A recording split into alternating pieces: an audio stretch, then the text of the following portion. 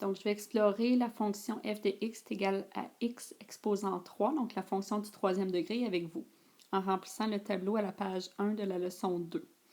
Première question, la courbe a-t-elle la forme d'un S sur le côté?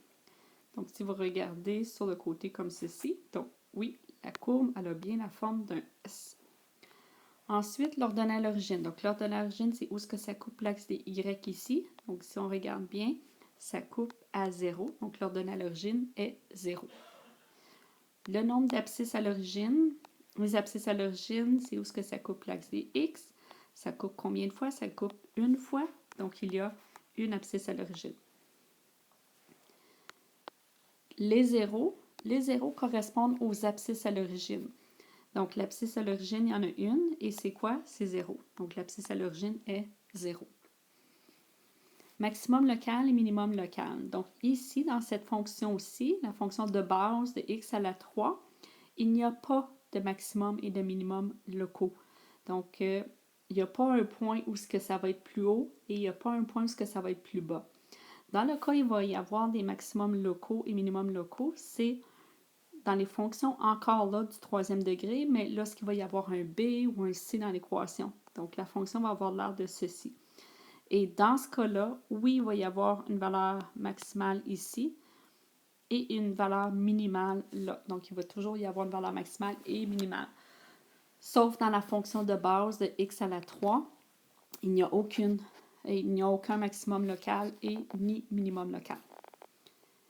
Prochaine question.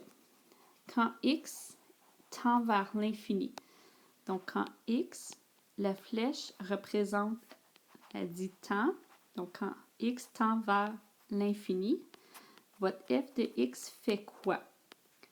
Donc, lui, il va tendre vers quoi? Donc là, on va regarder ici. Donc, si vous avez le x tend vers l'infini, ça veut dire que le x doit augmenter.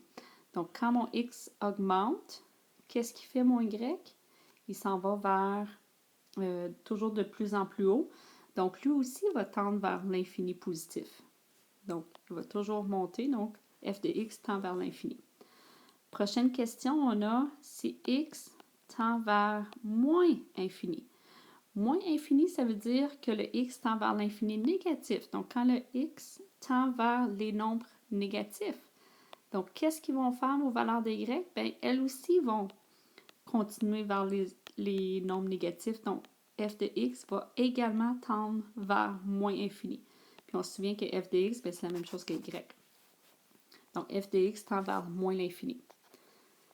Pour le domaine et l'image, donc, ici, on regarde,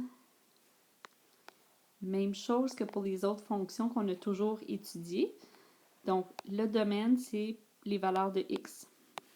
Donc, si vous regardez ici, il y a toujours des valeurs de x. Donc, pour le domaine, ça va être x appartient à tous les nombres réels. Pour l'image, ça va être la même chose parce que votre y va toujours continuer à l'infini et toujours continuer à l'infini négatif. Donc, y appartient à tous les nombres réels. Domaine et image.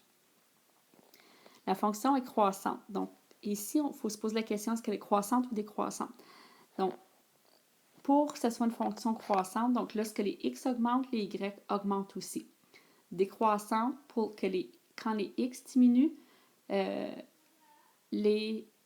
quand les x augmentent, les y diminuent. Je suis en train de me mélanger. Donc, croissante, lorsque x augmente, y augmente. Pour décroissante, lorsque x augmente, y diminue. Donc, ici, vous allez voir que la fonction, elle est toujours croissante. Donc, plus on augmente la valeur de x, plus la valeur de y augmente aussi. Donc, vous pouvez partir d'ici vers la gauche. Je vais essayer d'effacer ça. Bon. OK. Donc, quand j'augmente de la gauche ici, donc quand mon x augmente, donc mon y, qu'est-ce qu'il fait? Augmente aussi. Donc, la fonction, elle va toujours être croissante dans ce cas-là. Toujours, elle reste croissante. Pour la fonction de base de x à la 3. Les troisièmes différences, donc pour calculer les troisièmes différences, on doit faire la table de valeurs. Donc, en faisant la table de valeurs, donc je vous laisse calculer les troisièmes différences. Donc, vous allez remarquer que les premières différences, ils ne seront jamais pareils, les deuxièmes non plus, et vous allez remarquer que les troisièmes différences devraient être pareilles, et dans ce cas ici, les troisièmes différences devraient être égales à 6. Le coefficient principal, lorsqu'on parle du coefficient principal, c'est le A ici. Donc ici, votre coefficient principal, il n'y en a pas, donc c'est comme si A est égal à 1. Donc votre coefficient principal sera égal à 1. Puis, la fonction écrite sous la forme f de x, blablabla, ben, elle est déjà écrite sous la forme f de x est égal à x à la 3. Donc, on a déjà notre réponse pour cette question-là.